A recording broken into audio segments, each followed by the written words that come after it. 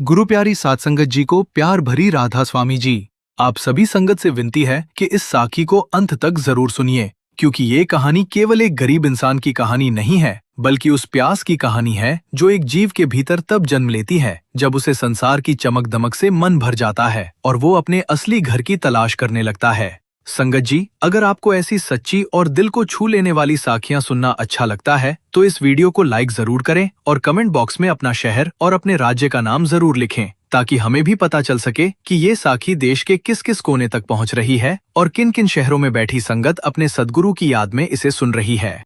कहा जाता है कि जीव को संसार में बहुत कुछ मिल जाता है, लेकिन जब तक उसे सच्चा गुरु नहीं मिलता तब तक उसके भीतर की प्यास पूरी तरह शांत नहीं होती। इंसान धन कमा सकता है, बड़ा घर बना सकता है, सम्मान पा सकता है, लोगों के बीच अपनी पहचान बना सकता है, लेकिन अगर उसके भीतर अपने मालिक की याद नहीं है तो उसके मन में एक खालीपन हमेशा बना रहता है। वो खालीपन दिखाई नहीं देता, लेकिन रात के सन्नाटे में वही इंसान को सबसे ज्यादा परेशान करता है। संसार एक बहुत बड़ा समुद्र है। इसमें सुख की कुछ लहरें दिखाई देती हैं, लेकिन उनके पीछे दुख की अनगिनत लहरें छिपी रहती हैं। कभी धन की चिंता, कभी परिवार की चिंता, कभी बीमारी का डर, कभी भविष्य की चिंता और कभी बीते हुए समय का पछतावा। इंसान एक चिंता से निकलता है तो दूसरी चिंता उसे घेर लेती है, फिर भी वो बाहर ही सुख खोजता रहता है। उसी संसार में एक छोटा सा गांव था। गांव के किनारे कुछ कच्चे घर थे और उन्हीं घरों से थोड़ा दूर मिट्टी और फूस से बनी एक छोटी सी झोपड़ी थी। उस झोपड़ी में रहता था एक गरीब आदमी जिसका नाम था हरिया। हरिया की उम्र लगभग 35 साल थी। शरीर से कमजोर, कपड़े पुराने और पैरों में अक्सर चप्पल भी नहीं होती थी। उसके पास जमीन नहीं थी, कोई बड़ा कारोबार नहीं था और न ही कोई ऐसा साधन जिससे वो अपने जीवन को आराम से चला सके। कभी किसी के खेत में मजदूरी मिल जाती तो 2 वक्त की रोटी हो जाती, और कभी ऐसा भी होता कि शाम को चूल्हा जलाने के लिए उसके पास कुछ नहीं होता। लेकिन संगत जी, हरिया की गरीबी उसके चेहरे पर जितनी दिखाई देती थी, उसके दिल में उतनी ही कम थी। उसके पास संसार की नजर में कुछ नहीं था, लेकिन उसके भीतर एक ऐसी दौलत थी जिसकी कीमत उसे खुद भी पूरी तरह मालूम नहीं थी। वो दौलत थी परमात्मा को पाने की प्यास। बचपन से ही हरिया के मन में एक सवाल रहता था, भगवान आखिर है कहाँ? गांव के लोग मंदिर जाते थे, पूजा करते थे, अलग अलग कर्मकांड करते थे। कोई मन्नत मांगता, कोई प्रसाद चढ़ाता, कोई अपने दुखों के बदले कुछ मांगता। हरिया भी कई बार उनके साथ गया, लेकिन जब वो वहां बैठता तो उसके भीतर से एक ही सवाल उठता, अगर मालिक सच में हर जगह है तो मुझे दिखाई क्यों नहीं देता? अगर वो मेरे इतने करीब है तो मैं उसे महसूस क्यों नहीं कर पाता? और अगर उसे पाने के लिए इतना कुछ करना पड़ता है तो फिर एक गरीब आदमी उसे कैसे पा सकता है? इन सवालों का उसके पास कोई जवाब नहीं था। वो गांव के लोगों से पूछता तो कोई कहता कि बहुत पूजा करो, कोई कहता कि तीर्थ यात्रा करो, कोई कहता कि इतने व्रत रखो, कोई कहता कि इतना दान करो। लेकिन हरिया के मन को इनमें से कोई बात पूरी तरह संतुष्ट नहीं करती थी। वो सोचता था कि अगर मालिक को पाने के लिए केवल धन चाहिए तो गरीब इंसान का क्या होगा? अगर मालिक बड़े बड़े भवनों में ही मिलता है तो फिर छोटी झोपड़ी में रहने वाले जीव का क्या होगा? अगर मालिक केवल दिखावे से खुश होता है तो फिर उस इंसान का क्या जो अकेले में बैठकर उसे याद करता है? इन सवालों ने उसके भीतर एक ऐसी आग जला दी थी जिसे कोई सांसारिक चीज बुझा नहीं सकती थी। हरिया अक्सर अपनी झोपड़ी के बाहर बैठ जाता और आसमान की तरफ देखने लगता। रात को जब पूरा गांव सो जाता और चारों तरफ सन्नाटा फैल जाता, तब वो तारों को देखता और धीरे से कहता, मालिक, अगर तू सच में है तो मुझे अपने होने का एहसास करा दे। मुझे धन नहीं चाहिए, मुझे बड़ा घर नहीं चाहिए, मुझे किसी से आगे नहीं निकलना। बस एक बार मुझे ये यकीन हो जाए कि मैं अकेला नहीं हूँ। कई बार उसकी आंखों से आंसू निकल आते। वो आंसू चुपचाप मिट्टी में गिर जाते। कोई उन्हें देखने वाला नहीं था, लेकिन जिसको वो पुकार रहा था, क्या वो उन्हें नहीं देख रहा था? एक साल गांव में बहुत भयंकर गर्मी पड़ी। बारिश समय पर नहीं हुई, तालाब सूखने लगे, कुएं का पानी नीचे चला गया, खेतों की मिट्टी में दरारें पड़ गईं। जिन खेतों में कभी हरी फसल लहराती थी, वहां अब धूल उड़ रही थी। गांव के लोग परेशान थे। हर घर में पानी की चिंता थी। पशु प्यासे थे, बच्चे पानी के लिए रोते थे। गांव के बड़े लोगों ने एक दिन चौपाल में बैठक बुलाई। वहां तय हुआ कि सब लोग मिलकर बड़ा धार्मिक आयोजन करेंगे। पूजा होगी, हवन होगा और भगवान से बारिश की प्रार्थना की जाएगी। हरिया भी वहां बैठा था। लोग तैयारियां कर रहे थे। कोई लकड़ी ला रहा था, कोई सामान, कोई चंदा इकट्ठा कर रहा था। तभी हरिया ने बहुत मासूमियत से पूछा, अगर हम सब भगवान को पुकारेंगे तो क्या वो जरूर बारिश कर देगा? एक आदमी ने कहा, हाँ, भगवान प्रसन्न होंगे तो बारिश जरूर होगी। हरिया कुछ देर चुप रहा, फिर बोला, लेकिन अगर भगवान हमारे चढ़ावे से प्रसन्न होता है तो क्या गरीब आदमी की प्रार्थना कम हो जाती है?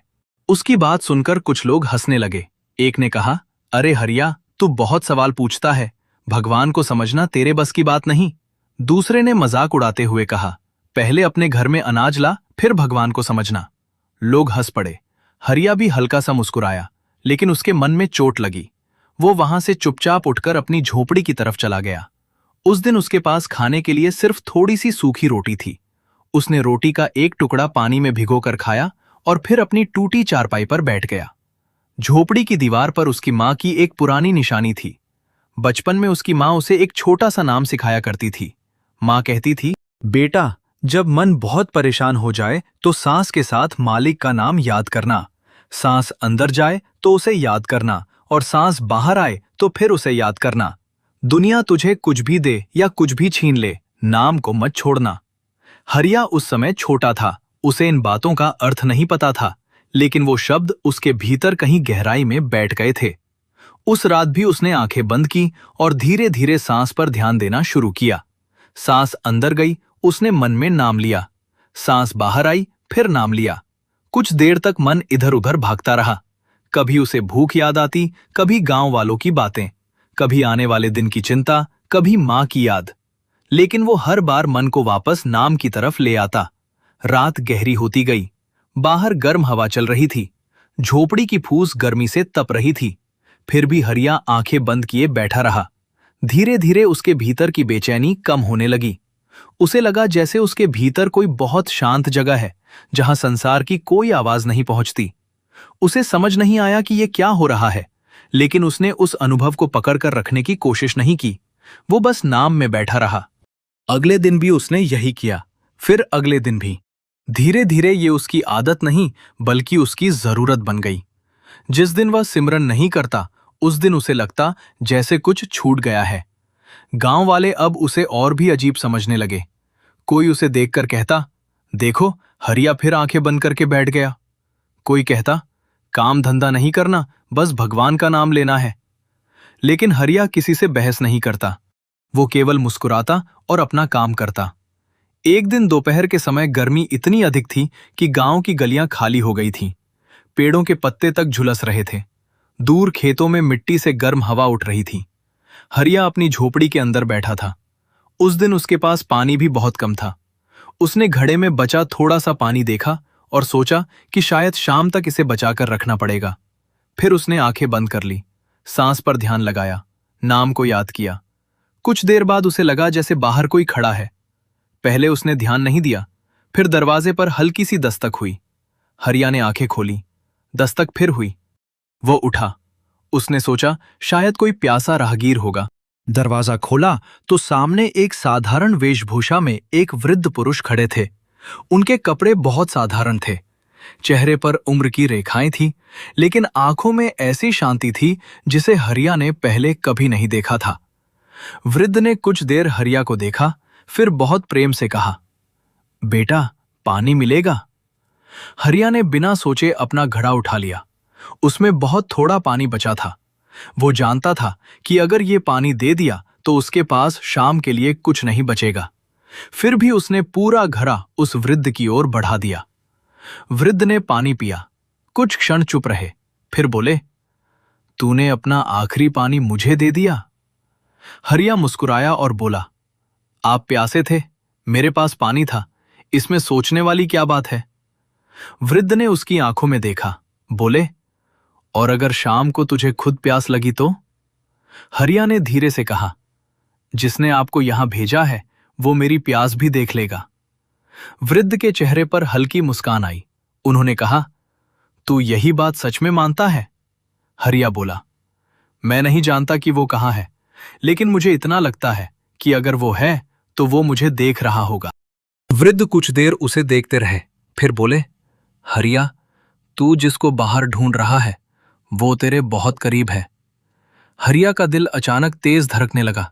उसने पूछा, आप कौन हैं? वृद्ध ने सीधा उत्तर नहीं दिया। उन्होंने कहा, तूने इतने दिनों से जिसे पुकारा है, क्या तू उसे पहचान पाएगा अगर वो तेरे सामने आ जाए? हरिया की आंखों में आंसू आ गए। वो बोला, मुझे नहीं पता। वृद्ध ने कहा, तुझे नाम याद है? हरिया ने सिर झुका दिया, बोला, मेरी मां ने बचपन में सिखाया था, मैं बस वही करता हूं। वृद्ध बोले, तो उसी को पकड़ कर रख। सांस के साथ नाम को जोड़। मन भागे तो वापस ले आ। सुख मिले तो नाम, दुख मिले तो नाम। लोग प्रशंसा करें तो नाम, लोग निंदा करें तो भी नाम। तुझे दुनिया से लड़ने की जरूरत नहीं है, तुझे अपने मन को जीतना है। हरिया ध्यान से उनकी बातें सुन रहा था। वृद्ध आगे बोले, तू भगवान को बाहर मत ढूंढ, पहले अपने भीतर उस जगह को साफ कर जहां तूने संसार की इतनी आवाजें भर रखी हैं कि मालिक की आवाज सुनाई ही नहीं देती। हरिया की आंखों से आंसू बहने लगे। उसने पूछा, क्या मैं मा सकता हूं? वृद्ध ने कहा, जिसकी तलाश में तू रो रहा है वो तुझसे दूर कैसे हो सकता है? हरिया ने उनके चरणों की तरफ देखा। उसके भीतर एक अजीब सी कंपकंपी उठी। उसे लगा जैसे वो इस व्यक्ति को कहीं से जानता है, लेकिन याद नहीं आ रहा था कि कहां से। वृद्ध ने उसके सिर पर हाथ रखा। उस स्पर्श के साथ ही हरिया के भीतर जैसे कोई बंद दरवाजा खुल गया। उसने आंखें बंद कर ली। कुछ क्षण के लिए उसे ऐसा लगा जैसे पूरी झोपड़ी प्रकाश से भर गई हो। वो प्रकाश आंखों से दिखाई नहीं दे रहा था, बल्कि भीतर महसूस हो रहा था। उसका शरीर वहीं था, लेकिन मन जैसे किसी गहरी शांति में उतर गया था। उसे लगा जैसे किसी ने उसके भीतर कह दिया हो, तू अकेला नहीं है। हरिया की आंखों से आंसू बहते रहे। जब उसने आंखें खोली तो वो वृद्ध वहां नहीं थे। हरिया घबरा कर बाहर आया। उसने चारों तरफ देखा। गली खाली थी, दूर तक कोई दिखाई नहीं दे रहा था। उसने गांव के रास्ते पर देखा, वहां भी कोई नहीं था। वो वापस अपनी झोपड़ी में आया। उसका मन कह रहा था कि यह कोई साधारण मुलाकात नहीं थी। उस दिन के बाद हरिया के जीवन में एक नया अध्याय शुरू हुआ। अब वो पहले की तरह केवल नाम नहीं लेता था। अब वो हर सांस को उसी याद से जोड़ने लगा। सुबह उठता तो नाम, काम करने जाता तो नाम, रोटी खाता तो नाम, थक कर लौटता तो नाम, रात को सोने से पहले नाम। धीरे धीरे उसे महसूस होने लगा कि सिमरन केवल आंखें बंद करके बैठने का नाम नहीं है। सिमरन तो उसके पूरे जीवन में उतर रहा है। पहले उसे छोटी छोटी बातों पर गुस्सा आता था, अब वो गुस्सा आने पर चुप हो जाता। पहले कोई उसका मजाक उड़ाता तो उसे दुख होता था, अब वो मन में नाम लेता और बात छोड़ देता। पहले वो भविष्य को लेकर परेशान रहता था, अब वो कहता, जिसने आज की सांस दी है वही अगली सांस का भी मालिक है। गांव के लोगों ने उसके इस बदलाव को महसूस करना शुरू कर दिया। एक पड़ोसी जिसका नाम दीनानाथ था, एक दिन उसके पास आया। दीनानाथ ने पूछा, हरिया, तू पहले जैसा क्यों नहीं रहा? हरिया मुस्कुराया, बोला, मैं पहले भी वही था, बस अब मुझे अपने भीतर बैठी हुई बेचैनी दिखाई देने लगी है। दीनानाथ ने कहा, तू करता क्या है? हरिया ने कहा, कुछ खास नहीं, बस सांस के साथ नाम को याद करता हूं। दीनानाथ हंस पड़ा, बोला, इतनी सी बात से कोई बदल जाता है? हरिया ने जवाब दिया, अगर नाम में ताकत ना होती तो मैं आज भी वही आदमी होता जो हर छोटी बात पर दुखी रहता था। दीनानाथ कुछ देर चुप रहा, फिर बोला, मुझे भी सिखा दे। हरिया ने कहा, मैं कौन होता हूं सिखाने वाला? जिसने मुझे राह दिखाई उसी की याद कर, मैं भी तेरी तरह सीख रहा हूं। उस दिन पहली बार दो लोग उस छोटी सी झोपड़ी में बैठकर सिमरन करने लगे। फिर तीसरा आया, फिर चौथा। हरिया किसी को लंबा उपदेश नहीं देता था, वो केवल इतना कहता, आंखें बंद करो, सांस को महसूस करो, नाम को याद करो, मन भागे तो उसे पकड़कर वापस ले आओ, बस। धीरे धीरे झोपड़ी में बैठने वालों की संख्या बढ़ने लगी, लेकिन हरिया के मन में कोई गर्व नहीं था। वो हमेशा कहता, मेरे पास मत आओ, उस नाम के पास बैठो जिसने मुझे संभाला है। एक दिन वही गांव के लोग जो उसे पागल कहते थे, चुपचाप उसकी झोपड़ी के बाहर बैठने लगे। उन्हें आश्चर्य होता कि यहाँ कोई बड़ा आयोजन नहीं है, न कोई दिखावा, न कोई शोर, न कोई धन। बस कुछ लोग आंखें बंद करके बैठे हैं और नाम को याद कर रहे हैं। और जब वे वहां से उठकर अपने घर जाते तो उनके चेहरे पर पहले जैसी बेचैनी नहीं होती। हरिया ये सब देखकर मन ही मन अपने उस अज्ञात मार्गदर्शक को याद करता, जिसने उस तपती दोपहर उसकी झोपड़ी में आकर उसे पानी के बहाने एक ऐसा अमृत दे दिया था जिसका स्वाद अब उसकी सांसों में बस चुका था। लेकिन हरिया के सामने अभी एक बड़ी परीक्षा बाकी थी, क्योंकि मनुष्य का मन तब तक शांत नहीं होता जब तक उसे संसार की सबसे बड़ी परीक्षा से गुजरना ना पड़े। और वो परीक्षा अब हरिया के दरवाजे पर दस्तक देने वाली थी।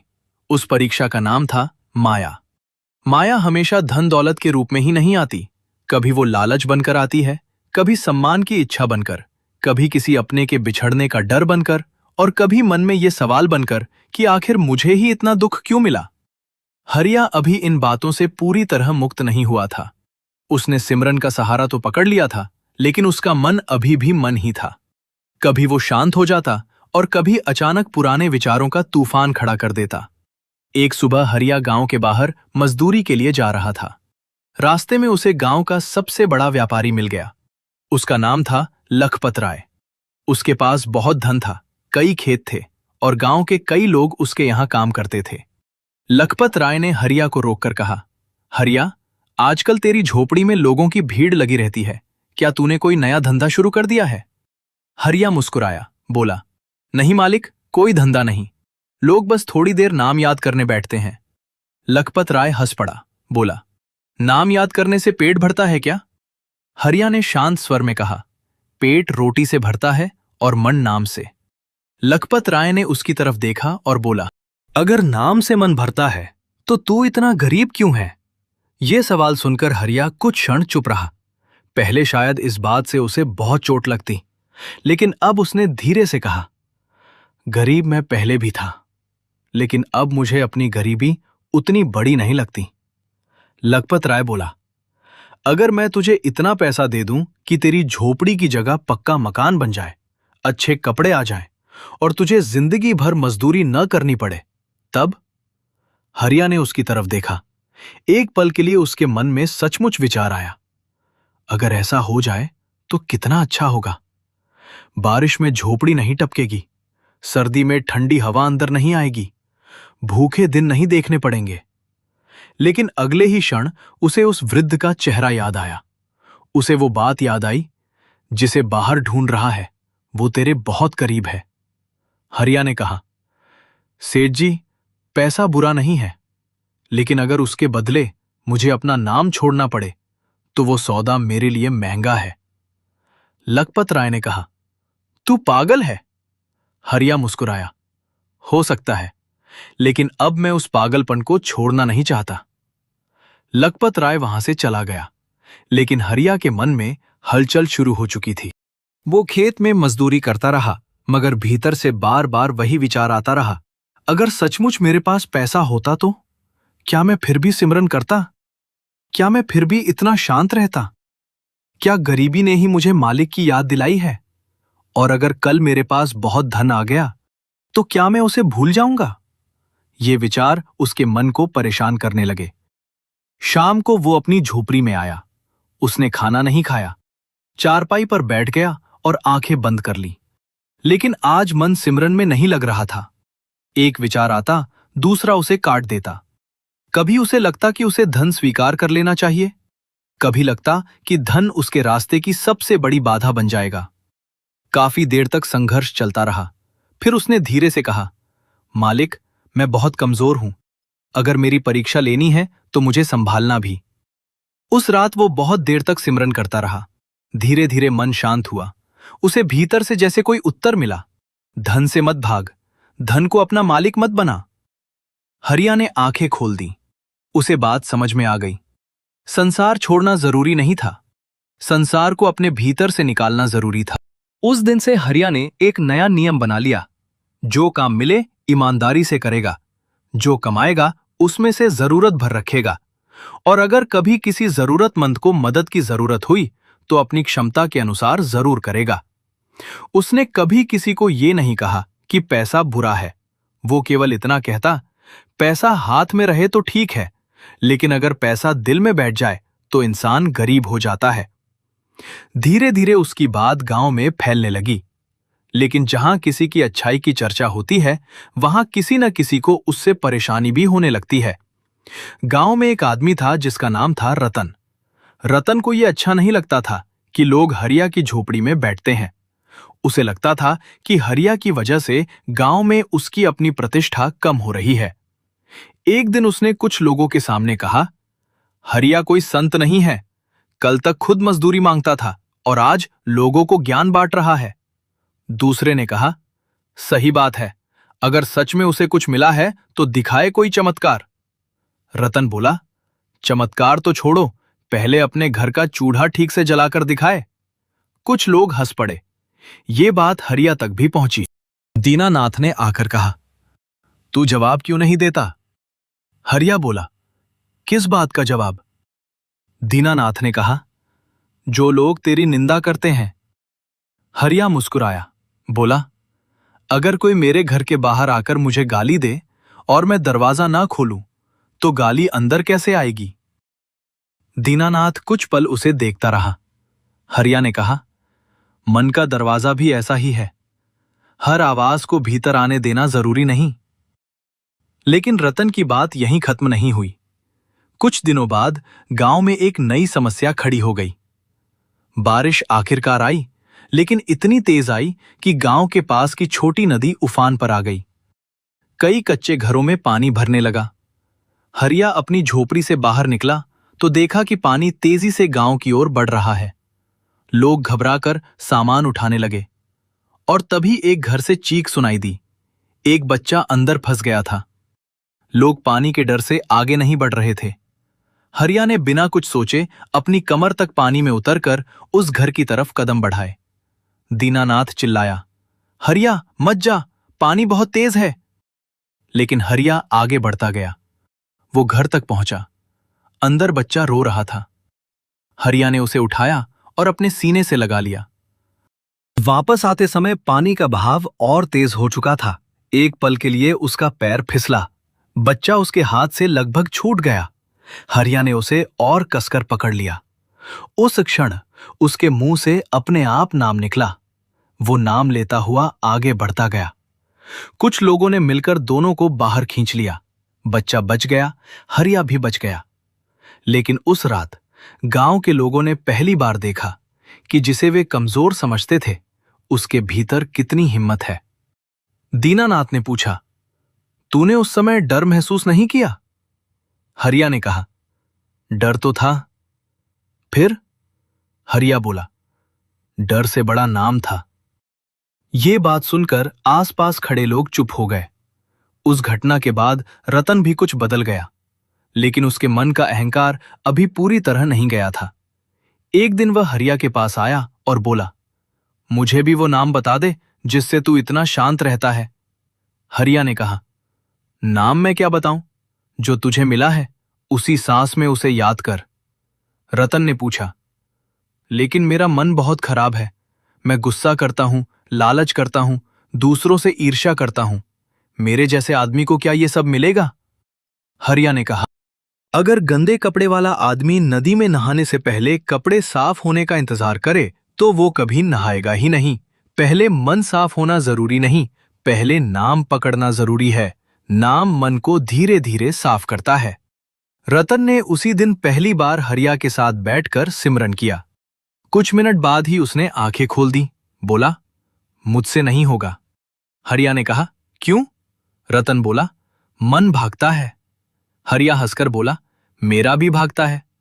रतन ने हैरानी से पूछा, तेरा भी? हरिया बोला, हाँ, फर्क बस इतना है कि पहले मैं मन के पीछे भागता था, अब मन के पीछे नहीं भागता। जब वो जाता है मैं उसे वापस नाम के पास ले आता हूं। ये बात रतन के मन में बैठ गई। उस दिन के बाद वो धीरे धीरे बदलने लगा, लेकिन हरिया की असली परीक्षा अभी बाकी थी। एक शाम हरिया खेत से लौट रहा था। रास्ते में उसे एक आदमी मिला जो शहर से आया था। उसने बताया कि हरिया के लिए शहर में एक अच्छा काम मिल सकता है, मजदूरी से कई गुना अधिक पैसे, पक्का कमरा, अच्छा भोजन और आगे बढ़ने का अवसर। हरिया का मन फिर डगमगा गया। उसने सोचा, शायद ये मालिक की ही कृपा है। शायद अब मुझे अपने जीवन को बदलने का मौका मिल रहा है। लेकिन उसके भीतर एक डर भी था। अगर मैं शहर चला गया तो सिमरन का क्या होगा? अगर वहां काम में इतना उलझ गया कि नाम भूल गया तो? उस रात उसने फैसला नहीं किया। वो अपनी झोपड़ी के बाहर बैठ गया। आकाश में बादल थे, हवा में मिट्टी की खुशबू थी। उसने आंखें बंद की और नाम का सिमरन शुरू किया। कुछ देर बाद वही शांति उतरने लगी। लेकिन इस बार कोई दृश्य नहीं आया, कोई आवाज नहीं आई, कोई चमत्कार नहीं हुआ। फिर भी उसके भीतर एक बात स्पष्ट हो गई। मंजिल जगह बदलने से नहीं बदलती। अगर नाम साथ है तो शहर भी रास्ता है। अगर नाम छूट गया तो झोपड़ी भी संसार बन जाएगी। अगली सुबह हरिया ने शहर जाने का फैसला किया। लेकिन जाने से पहले उसने अपनी झोपड़ी को देखा। वहां वही टूटी चारपाई थी, वही मिट्टी की दीवारें, वही छोटा घड़ा और वही कोना जहां बैठकर उसने पहली बार सिमरन किया था। उसने हाथ जोड़कर मन में कहा, मालिक, अगर तू सच में मेरे साथ है तो मुझे जहां भेज रहा है वहां भी अपना नाम मत छीनना। वो शहर चला गया। शहर उसके गांव से बिल्कुल अलग था। ऊंची इमारतें, तेज आवाजें, भागते हुए लोग, हर तरफ काम और काम। हर किसी के पास समय कम था। जिस जगह उसे काम मिला वहां दिन भर मशीनों का शोर रहता था। पहले दिन उसने सोचा कि यहां सिमरन कैसे होगा। फिर उसे अपनी ही बात याद आई, सिमरन के लिए अलग जगह जरूरी नहीं। उसने काम करते हुए मन ही मन नाम याद करना शुरू किया। मशीन चलती रही, लोग आते जाते रहे, शोर होता रहा, लेकिन उसके भीतर नाम की धारा चलती रही। कुछ दिनों बाद उसका मालिक उससे बहुत खुश हुआ। उसने कहा, हरिया, तू बाकी लोगों से अलग है। तू काम करता है लेकिन कभी झगड़ा नहीं करता। हरिया मुस्कुराया, बोला, मैंने झगड़ा करना छोड़ा नहीं है मालिक, बस अब मन को झगड़ा करने का मौका कम देता हूँ। मालिक हंस पड़ा, लेकिन हरिया जानता था कि ये सब उसकी अपनी शक्ति नहीं थी। वो उसी अदृश्य सहारे पर चल रहा था जिसने एक गर्म दोपहर उसकी झोपड़ी में आकर उसके जीवन की दिशा बदल दी थी। शहर में रहते हुए भी वो हर रात सिमरन करता, लेकिन एक रात ऐसा हुआ कि थकान इतनी अधिक थी कि वो सिमरन किए बिना ही सो गया। सुबह उठते ही उसके भीतर बेचैनी थी। उसे लगा जैसे वो अपने किसी बहुत प्रिय व्यक्ति से मिलने नहीं गया। उस दिन काम करते समय भी मन भारी रहा। शाम को उसने जैसे ही आंखें बंद की, उसे वही वृद्ध दिखाई दिए। वही शांत आंखें, वही चेहरा, वही प्रेम। वृद्ध ने कुछ नहीं कहा, सिर्फ उसे देखा। हरिया की आंखें खुल गईं। उसकी आंखों से आंसू बहने लगे। वो समझ गया, सिमरन किसी नियम की तरह नहीं था। वो उसके और उसके सद्गुरु के बीच का संबंध बन चुका था। जिस दिन वो नाम भूलता, उसे लगता जैसे वो अपने ही घर का रास्ता भूल गया। उस रात उसने देर तक सिमरन किया। धीरे धीरे उसे भीतर एक हल्की रोशनी दिखाई देने लगी। फिर एक सूक्ष्म सी ध्वनि। वो डर गया। उसने आंखें खोल दी। सब कुछ सामान्य था। उसने फिर आंखें बंद की।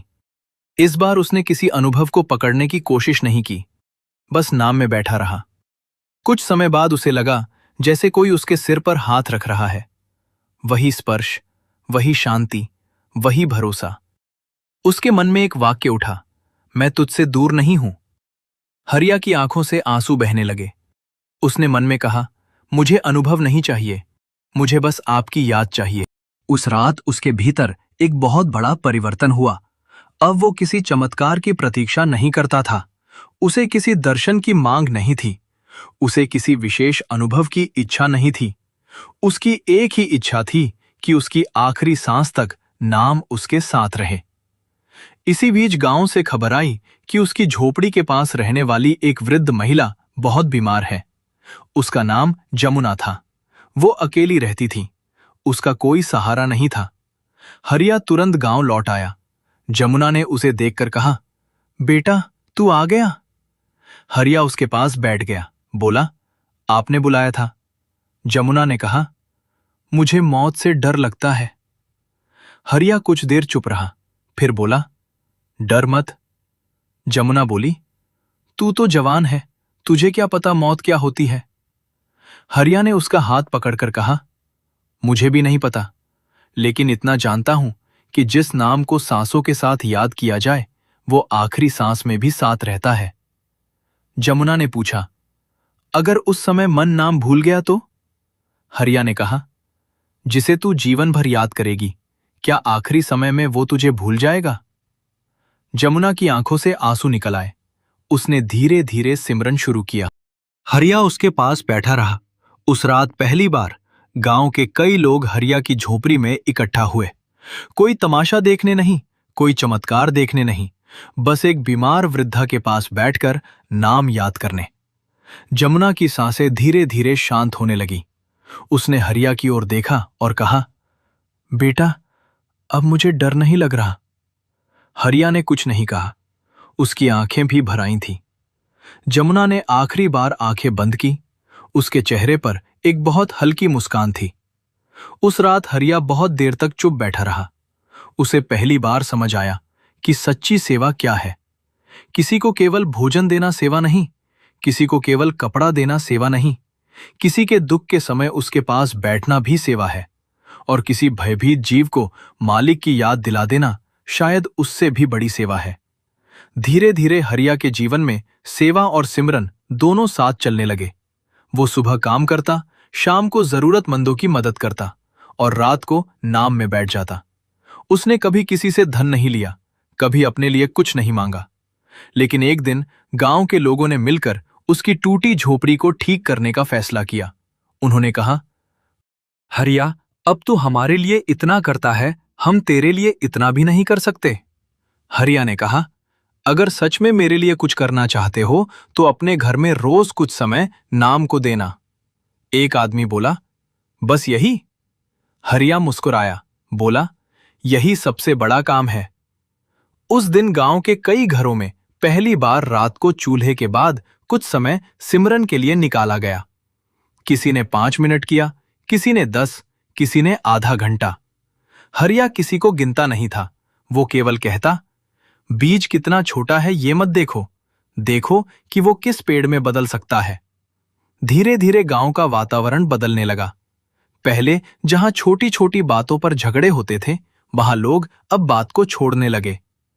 पहले जहां लोग एक दूसरे की बुराई करते थे, वहां अब कोई कह देता, चलो भाई नाम याद करो।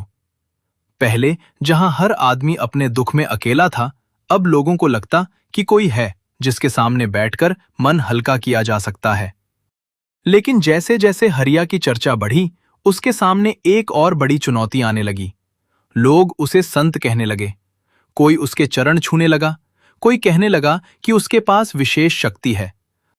कोई कहता कि हरिया की झोपड़ी में बैठने से मनोकामना पूरी होती है। हरिया ये सुनकर घबरा गया। उसने सबको रोकते हुए कहा, मुझे संत मत कहो, मेरे चरण मत छुओ। अगर मेरे पास बैठना है तो नाम में बैठो, अगर कुछ मांगना है तो मालिक से मांगो। मैं भी तुम्हारी तरह एक जीव हूं। लोगों ने पूछा, फिर तेरे भीतर इतनी शांति कहां से आई? हरिया ने कहा, जिस दिन मुझे लगा कि ये शांति मेरी है, उसी दिन ये मुझसे चली जाएगी। ये उसकी नहीं थी, ये उस सद्गुरु की मेहर थी जिन्होंने उसकी झोपड़ी में कदम रखा था। उस रात हरिया ने पहली बार अपने मन में एक डर महसूस किया।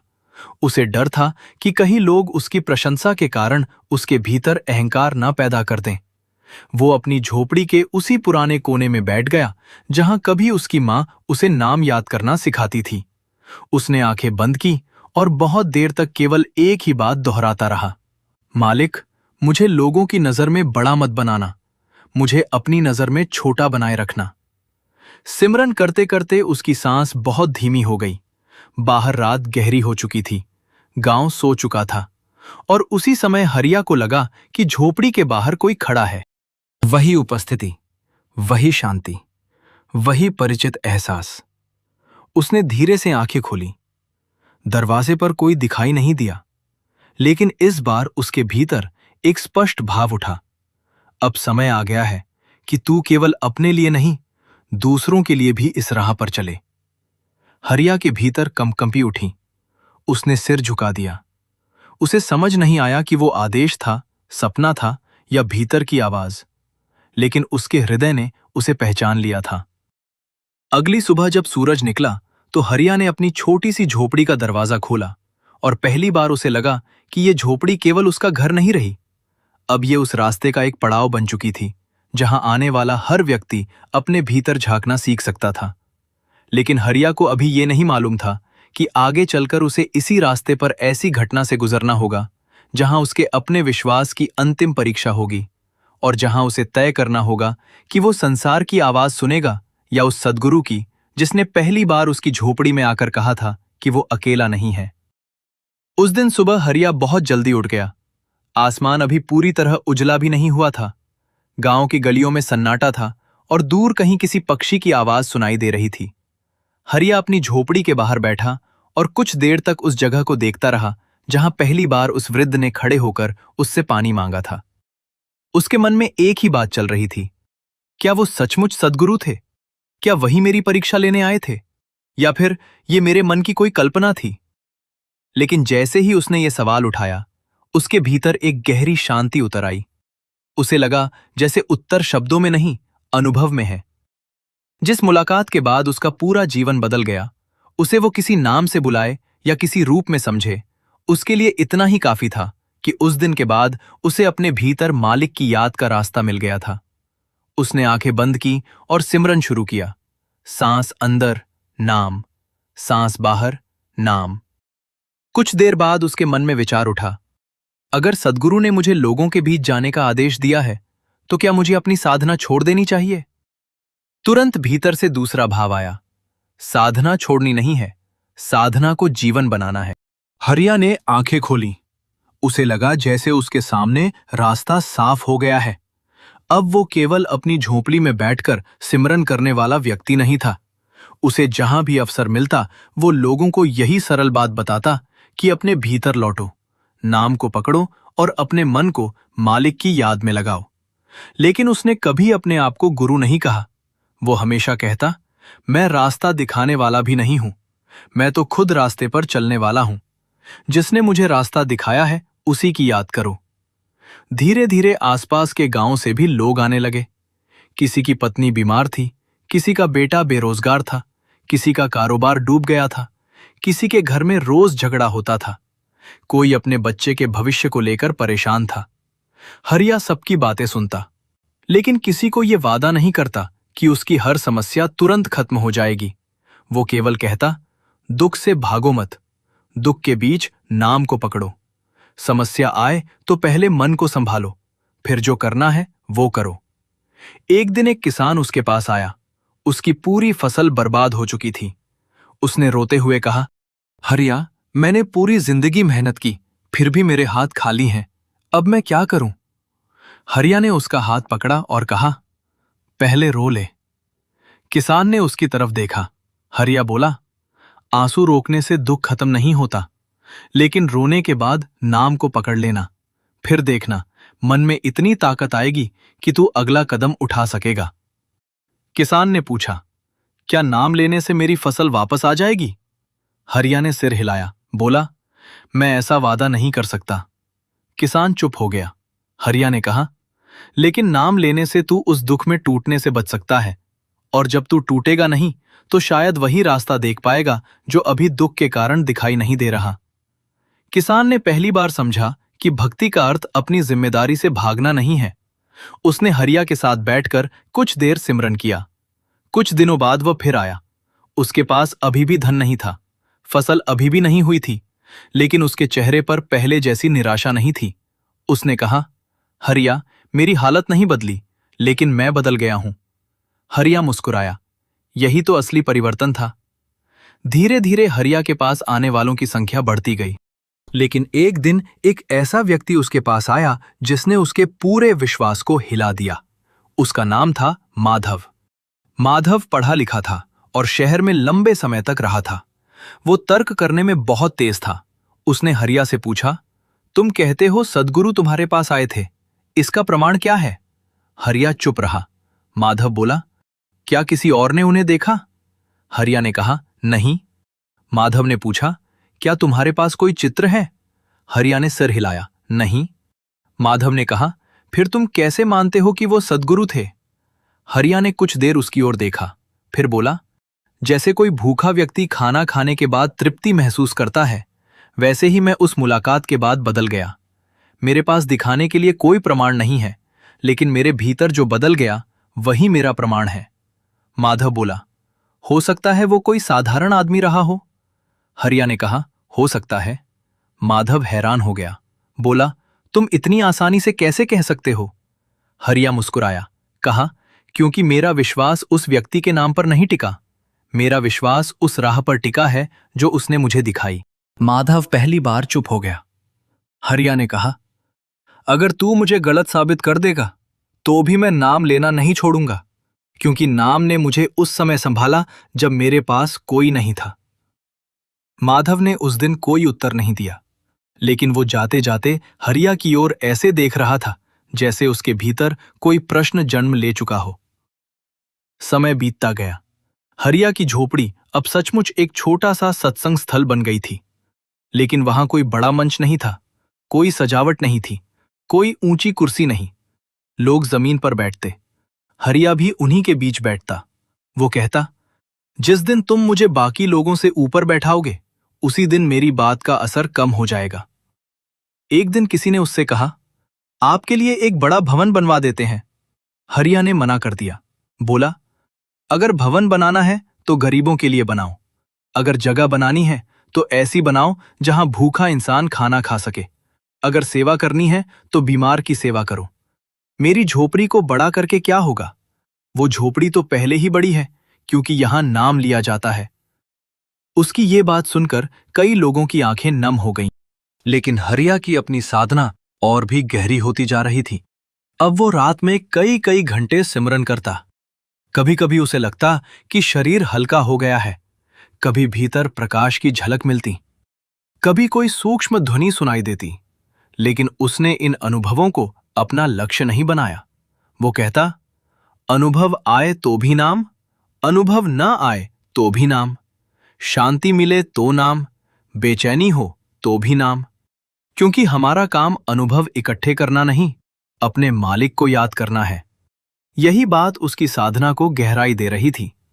लेकिन तभी एक दिन गांव में एक बहुत बड़ी घटना हुई। गांव का सबसे बड़ा अनाज व्यापारी अचानक बीमार पड़ गया। उसका नाम लखपत राय था। वही लखपत राय जिसने कभी हरिया से पूछा था कि नाम लेने से पेट भरता है क्या। अब वो गंभीर बीमारी से बिस्तर पर था। डॉक्टरों ने हाथ खड़े कर दिए, घर में रोना शुरू हो गया। उसकी पत्नी ने किसी से कहा, हरिया को बुलाओ। जब हरिया वहां पहुंचा तो लखपत राय ने कमजोर आंखों से उसे देखा। कुछ पल तक दोनों के बीच कोई शब्द नहीं हुआ। फिर लखपत राय ने कहा, हरिया, मुझे मौत से डर लग रहा है। हरिया उसके पास बैठ गया, बोला, नाम याद करो। लखपत राय ने कहा, मेरा मन नहीं लगता।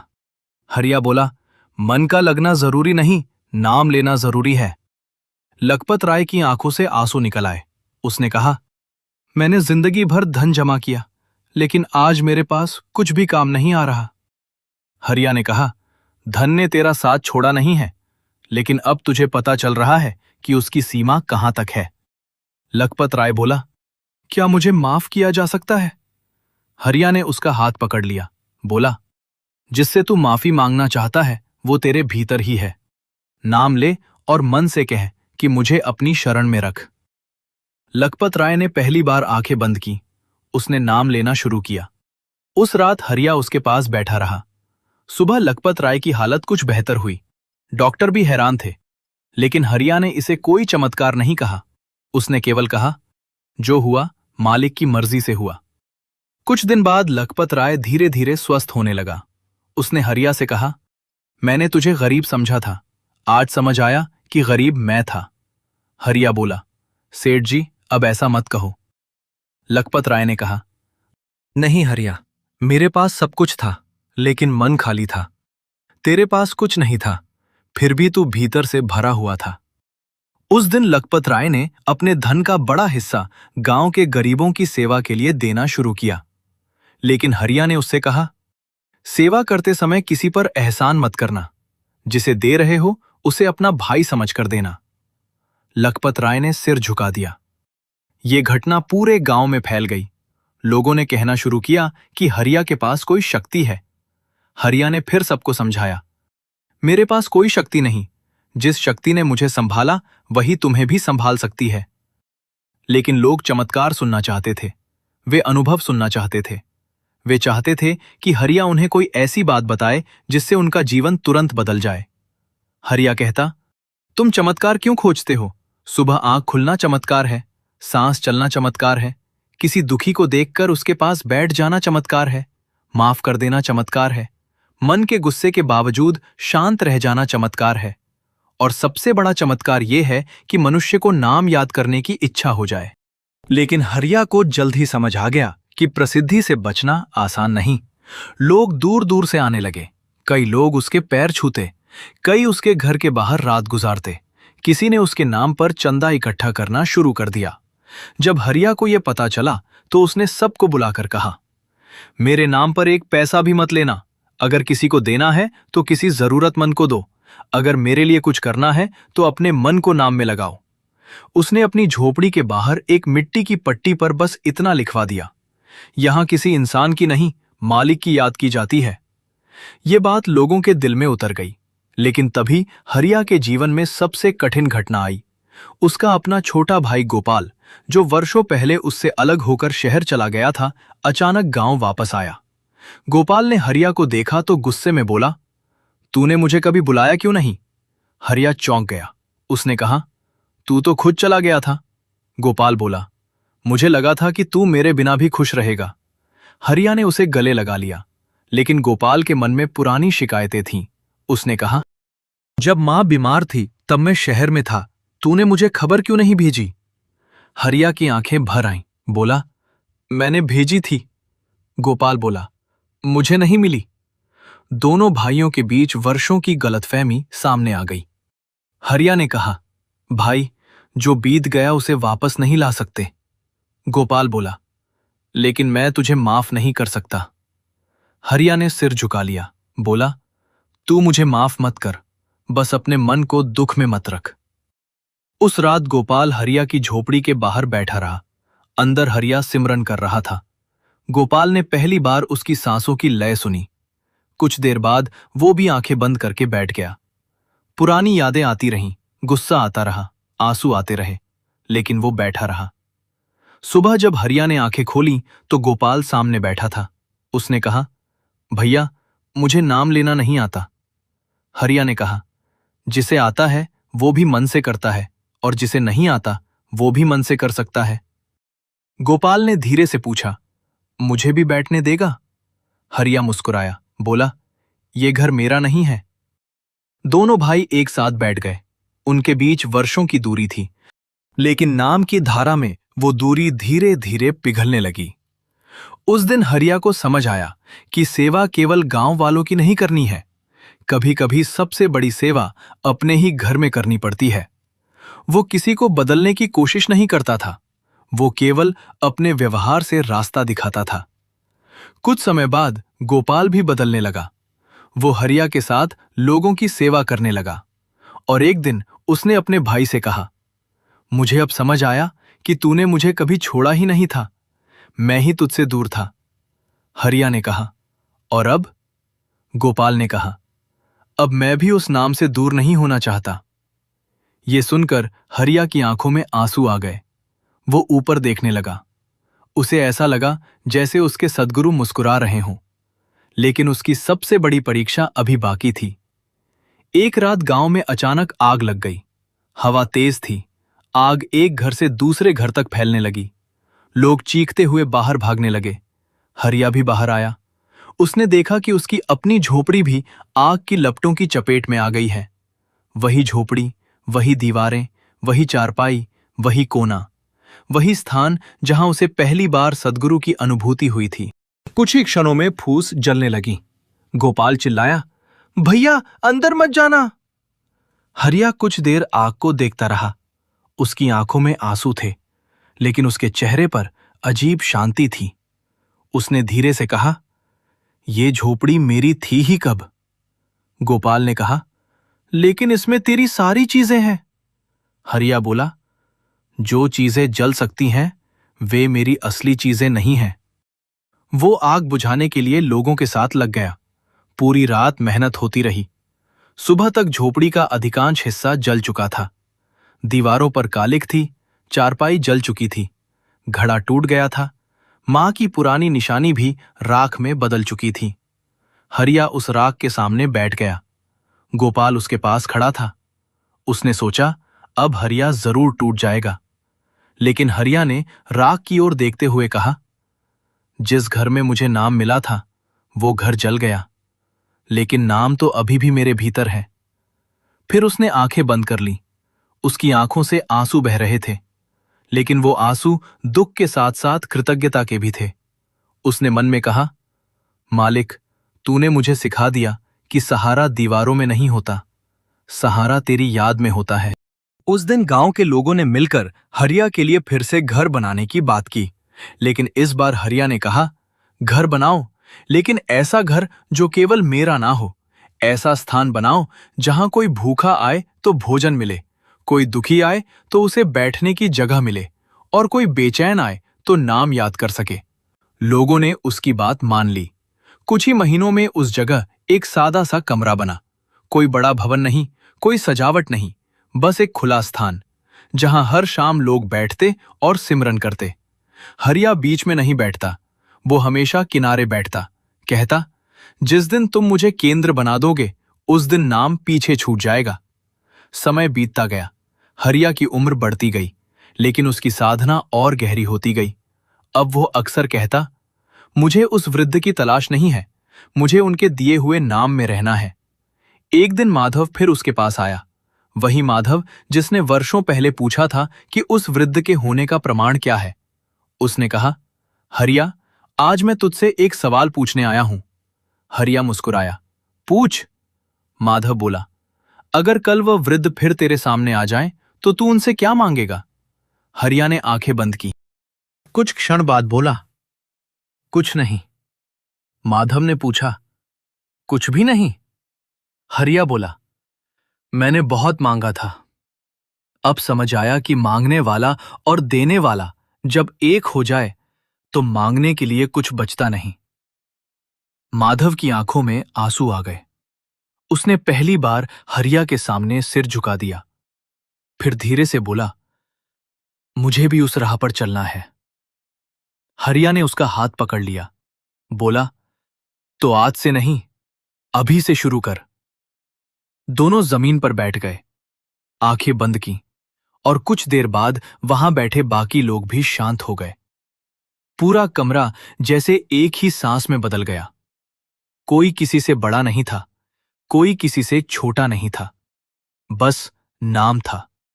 और उस नाम में बैठी हुई वो याद थी जिसने एक गरीब मजदूर की छोटी सी झोपड़ी को भीतर से इतना विशाल बना दिया था कि उसमें पूरे गांव के दुख समाने लगे थे। लेकिन उसी समय हरिया के भीतर एक और अनुभव जन्म लेने वाला था। वो अनुभव जिसके बाद उसे पहली बार स्पष्ट रूप से ये एहसास होने वाला था कि जिस सद्गुरु को वो वर्षों से अपनी याद में खोज रहा था, वो केवल उसकी स्मृति में नहीं थे, वे उसकी हर सांस के साथ चल रहे थे। और एक रात जब पूरा गांव सो चुका था, हरिया अपनी साधना में बैठा तो उसके सामने वही परिचित प्रकाश प्रकट हुआ। इस बार प्रकाश पहले से कहीं अधिक स्पष्ट था। उस प्रकाश के बीच एक आकृति दिखाई दी, वही शांत चेहरा, वही आंखें, वही करुणा। हरिया का शरीर कांप उठा। उसने आंखें खोलना चाही, लेकिन जैसे भीतर से आवाज आई, डर मत। हरिया की आंखों से आंसू बह निकले। वो भीतर ही भीतर उनके चरणों में झुक गया। उसने कहा, मैंने आपको बहुत याद किया। उत्तर आया, मैंने तुझे कभी छोड़ा ही नहीं।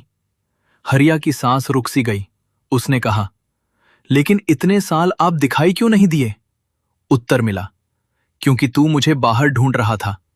हरिया रो पड़ा। उसने कहा, अब क्या करूं? वो आवाज आई, जिस नाम ने तुझे संभाला उसी में रह, सेवा करता रह, किसी को अपने से छोटा मत समझ। और जब कोई दुखी होकर तेरी झोपड़ी के दरवाजे पर आए तो उसे अपने पास नहीं, मेरे पास भेजना। हरिया ने सिर झुका दिया। उसके भीतर एक ऐसी शांति उतरी जिसे वो शब्दों में नहीं बता सकता था। फिर वो प्रकाश धीरे धीरे विलीन होने लगा। हरिया ने आंखें खोली। झोपड़ी में कोई नहीं था। लेकिन इस बार उसे किसी प्रमाण की जरूरत नहीं थी। उसने हाथ जोड़कर कहा, अब मुझे कुछ नहीं चाहिए, सिर्फ इतना कि आखिरी सांस तक ये नाम मेरे साथ रहे। उस रात के बाद हरिया का जीवन पूरी तरह बदल गया। वो पहले से भी अधिक शांत हो गया। पहले लोग उसकी झोपड़ी में शांति लेने आते थे, अब लोग केवल उसे देखते और अपने भीतर लौट जाते। हरिया कहता, मुझे मत देखो, अपने भीतर देखो। मैं भी उसी मालिक का जीव हूं जिसका तुम हो। उसकी उम्र अब काफी हो चुकी थी, बाल सफेद होने लगे थे, शरीर कमजोर हो गया था, लेकिन उसकी आंखों में वही चमक थी जो उस दिन उस वृद्ध की आंखों में थी। एक शाम गोपाल ने उससे पूछा, भैया, अब तुझे मौत से डर लगता है? हरिया मुस्कुराया, बोला, जिस दिन मुझे समझ आया कि शरीर जाना है लेकिन नाम साथ जाना है, उसी दिन डर कम हो गया। गोपाल ने पूछा, क्या तुझे पता है उसके बाद क्या होगा? हरिया ने कहा, नहीं। फिर? हरिया बोला, लेकिन मुझे ये पता है कि जिसने आज तक संभाला है वो आगे भी संभालेगा। उसने आंखें बंद की और फिर बहुत धीरे धीरे सिमरन शुरू किया। उसके आसपास बैठे लोग भी आंखें बंद करके नाम में बैठ गए। उस शाम हवा बहुत शांत थी, आसमान पर हल्की लालिमा थी और हरिया की सांसों के साथ जैसे पूरा वातावरण एक ही धुन में डूब गया। उसके जीवन की सबसे बड़ी सच्चाई अब किसी चमत्कार में नहीं थी, वो इस बात में थी कि एक गरीब आदमी ने अपनी गरीबी को शिकायत नहीं बनाया। उसने अपनी झोपड़ी को महल बनाने की कोशिश नहीं की। उसने अपने मन को मालिक की याद का घर बना लिया। उसने दुनिया को छोड़ने की जगह दुनिया के बीच रहकर नाम को पकड़ा। उसने धन को ठुकराया नहीं, लेकिन धन को अपना मालिक नहीं बनने दिया। उसने दुख से भागा नहीं, बल्कि दुख में भी नाम को थामा। उसने सेवा की, लेकिन उसका श्रेय नहीं लिया। उसने लोगों को अपने पीछे नहीं लगाया, बल्कि उन्हें उस नाम की ओर मोड़ा जिसने उसे संभाला था। और अब उसके जीवन का अंतिम रहस्य उसके सामने खुलने वाला था। एक ऐसी रात आने वाली थी जब हरिया फिर उसी दरवाजे पर दस्तक सुनेगा जहां वर्षों पहले एक अजनबी वृद्ध ने पानी मांगा था। लेकिन इस बार वो वृद्ध केवल पानी मांगने नहीं आएगा। इस बार हरिया को अपने जीवन की उस आखिरी पहचान का उत्तर मिलने वाला था, जिसके लिए उसने बचपन से अपने भीतर एक प्यास संभाल कर रखी थी।